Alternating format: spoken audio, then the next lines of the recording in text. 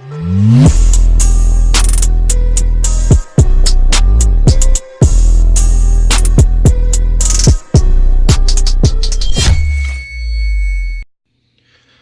everyone, Toasted Tech here, and today we're going to be talking about the Google Home Mini.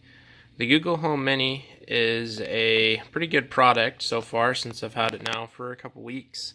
It was on sale, and right now I think it's about $25, and I thought, well, heck, for $25 it's worth a try. So it was pretty neat little device for starting your smart home technology.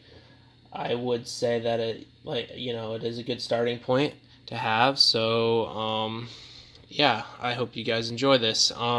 First off, I just wanted to show a little bit of what it can do. So I'm just going to say, hey Google, and as you can see, it lights up and it's recording what I say right now, and it's probably going to not understand what I'm saying. Yeah, just like, oh, general conversation, not going to talk to you. So that's kind of neat that it recognizes that. So now we'll actually ask it a question. Hey Google, what's the weather in London? Currently in London it's 45 and cloudy. Tonight it's predicted to be 45 and cloudy. Thank you, Google. I aim to please. So as you can see there, I have it set up where you can tell it thank you and then it'll shut itself off. It's kind of a neat feature. You can also change its volume by saying, hey Google, volume 40%. And you can see the little dots move down like that. And now it's trying to track me again, of course, because that's what it does. And it just realized, okay, that's just junk conversation. I don't care. Pretty good little machine. You can use a Google app to customize everything about it. So that's one thing for sure that you'll need to have with this. You can do broadcasts. If you have multiple of them linked up in your home, then they'll all say whatever you want them to say. And another good thing about this, it's very sleek and just kind of fits in, on the edge of a table, and you wouldn't even really think much about it. It does have a speaker in it, so you can play, music, and it supports most of the major music platforms. Of course, it kind of niches towards the Google Music Store or whatever it's called, of course, because they want to promote their own stuff. But for the price, you can't really fail on this product. I would say that, if you're just looking to get into some Internet of Things type stuff and you want to get a light bulb or an outlet, this would be a great starting point for you. I mean, it's cheap. You go pick up a, $10, $15 outlet, also relatively cheap. You could go and start kind of building your smart home, and these assistants control it more or less with your voice. You can also use the app, of course, as well. They make thermostats and all kinds of different things now, and I'm sure it's just going to keep growing and growing. So, let's ask it something else. What do we want to ask Google? Hey Google, how long has Google been around? 20 years. See, it just knows it. Thank you, Google. Sorry, I'm not sure how to help.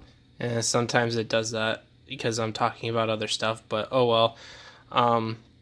Let's ask it, hey Google, what's the average temperature in Texas? Here is some information from the web that might possibly help. Here's a summary from the website worldtravelguide.net. Texas is the second biggest state in America with varying climates, but on average, temperatures rarely go above 35 degrees Celsius. Thank you, Google. That's what I'm here for. And that's just some of the general things you can ask. You can ask it any question, really, and it'll try to answer it. So I don't have any smart things hooked up right now, but you could say, hey, Google, turn on the lights. It looks like those lights haven't been set up yet. Just open the Google Home app and go to Home Control to add lights. Thank you. No problem. So that's one way, it tells you where you need to go and everything, and gives rundowns of what it can do. I mean, the possibilities of what you can add ask this thing are endless. So, but yeah, it ties into smart home technology. It does a fantastic job in those regards. I'm going to hope to be doing more smart home technology videos in the future, but I definitely give this one a thumbs up because it's really cheap and it's a great starting point for everybody. So I highly recommend the Google Home Mini. I know Amazon makes products as well, but this one, I've seen it at the store and it was pretty cheap, so I thought I'd check it out. So far, it's been pretty useful for like, what do you wake up in the morning and need to know what the weather is outside and if you should be wearing your coat or not, or, it can broadcast the news. There's just so many things this thing can do. You could be here all day. I guess if there was something I did not like about it, I haven't went and read all of Google's privacy things, but I don't know how much data it's actually collecting on you. It's kind of hard to say. Also, there's some other things that you can do. If you have a Chromecast, you can tie it into your TV and tell it to turn the TV on, probably turn the channel and all that fun stuff as well. So yeah, I guess you could be a little concerned about privacy on this thing. I know I seen an article about a judge making Amazon or subpoenaing Amazon or something like that they had to release Alexa recordings in an assault case or something like that.